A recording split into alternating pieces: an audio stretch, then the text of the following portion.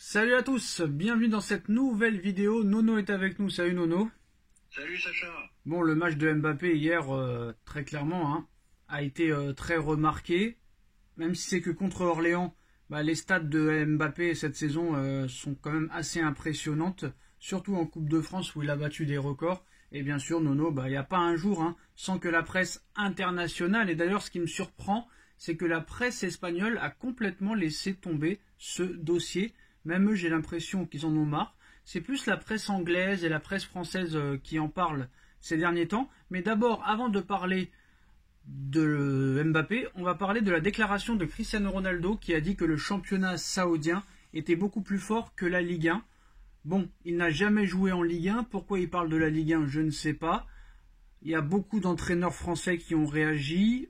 Qu'est-ce que tu as pensé des propos de Cristiano Ronaldo ? Écoute, faut pas sortir de Saint-Cyr. Tout le monde a compris pourquoi il dit ça. C'est par rapport tout simplement à Lionel Messi. Voilà, c'est ça. Les égos, toujours cette concurrence avec Messi. Bon, moi tu connais mon avis. Pour moi, Messi était au-dessus. Lui, il se voit le meilleur de tous les temps. Mais de dire de là à dire que la Ligue 1 est plus faible que le niveau de l'Arabie Saoudite, là, je suis pas d'accord du tout. Voilà.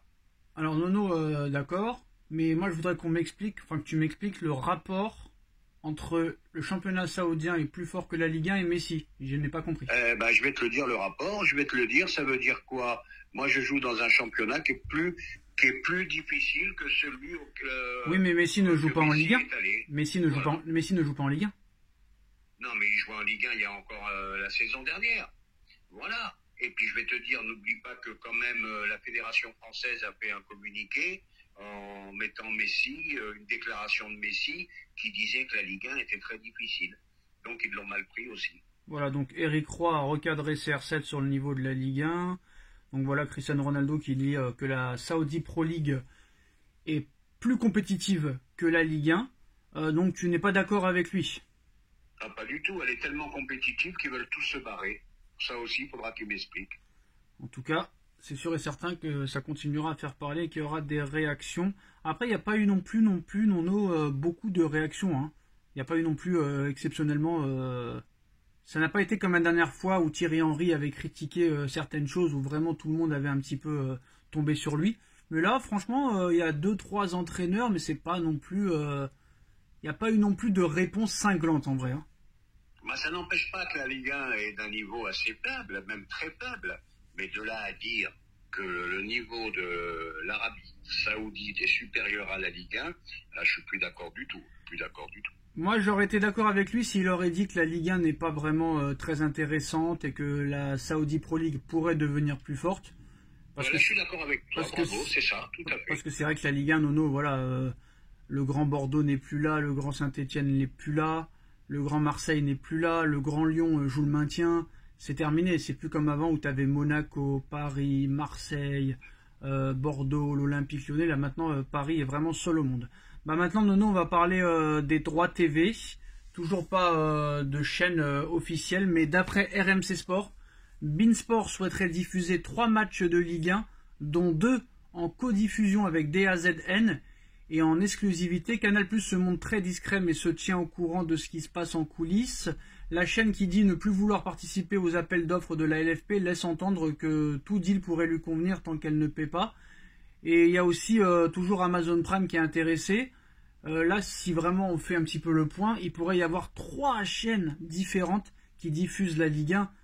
Déjà que 2 c'est beaucoup, mais là personne ne s'abonnera à 3 chaînes différentes pour avoir la Ligue 1 quoi. On est d'accord là-dessus, mais de toute façon ils ont tellement de mal à vendre les droits, et en plus ils veulent un tel prix qui n'est pas justifié du tout, donc c'est sûr que ça va être 2-3 opérateurs. Après c'est comme on dit les cochons de payants qui vont être obligés de prendre 3 abonnements, 3 machins. Non, c'est infernal. Et par contre, si vraiment il arrive à faire ce coup-là, à vendre à 3 chaînes différentes, ça pourrait se rapprocher quand même des 900 millions d'euros par saison. Oui, voilà, on est bien d'accord là-dessus. Alors, accord de principe entre Hugo Ekitike et Francfort, le joueur va réduire son salaire à environ 4 millions d'euros par an pour rejoindre le club allemand. Négociation concrète entre le Paris Saint-Germain et Francfort à venir, accord verbal. Donc voilà, Paris quand même ferait des économies sur le salaire quand même. Ben, Paris ferait des économies sur le salaire, ferait un peu de place dans l'effectif aussi. Et puis bon, il était temps qu'Étiquet pense à jouer au football, quoi. Bon, ça va, avec 4 millions, il aura de quoi vivre quand même, hein, il sera pas à la rue.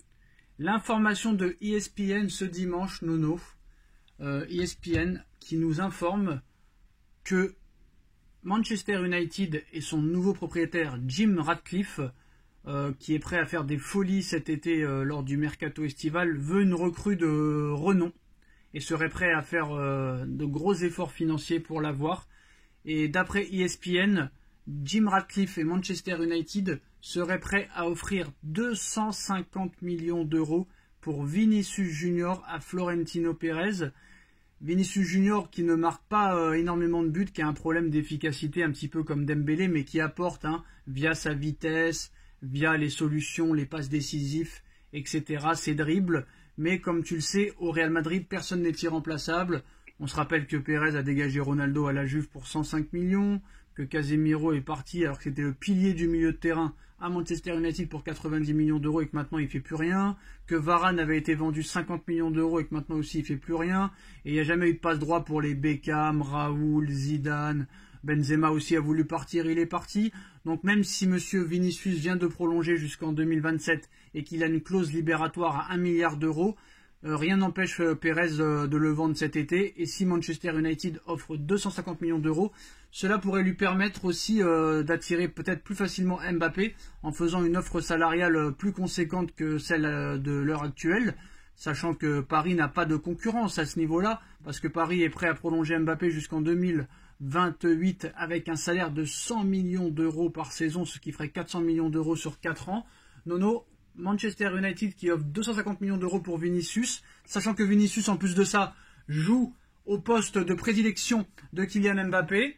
Si Vinicius ne s'améliore pas dans les prochains mois et que le Real par exemple échoue en Ligue des Champions ou en championnat, si Manchester arrive avec cette offre-là, est-ce que tu penses que Florentino Pérez est capable de vendre pour ce prix-là Vinicius pour après peut-être se lancer sur Mbappé? Moi, ça me semble pas irréalisable, hein. N'oublions pas que Jim Ratcliffe, c'est l'un des hommes les plus riches au monde, fortune colossale. 250 millions, ça deviendrait le plus gros transfert. Il dépasserait le transfert de Neymar de quelques millions. Voilà, ça serait le plus gros transfert de tous les temps. Et je pense que Pérez peut tendre l'oreille à ce prix-là. Surtout que ça ferait de la place à Mbappé en plus de ça au niveau du terrain et au niveau salarial. Tout à fait. Après, moi, je pense que même s'il le vend 200 ou 250, Nono, je pense pas que pour autant il fera des folies pour Mbappé. Peut-être qu'il fera une augmentation de salaire et une offre plus conséquente, mais c'est pas pour autant pour moi qu'il fera des folies parce qu'il a vendu une tonne Vinicius. C'est un homme très prudent, Pérez. Il sait ce qu'il fait. Il va jamais au-delà de ses capacités financières. N'oublions pas qu'ils ont refait les travaux du stade sont finis, ça coûte une blinde. Ils ont quand même acheté Bellingham, ils ont quand même des gros salaires, faut quand même faire attention.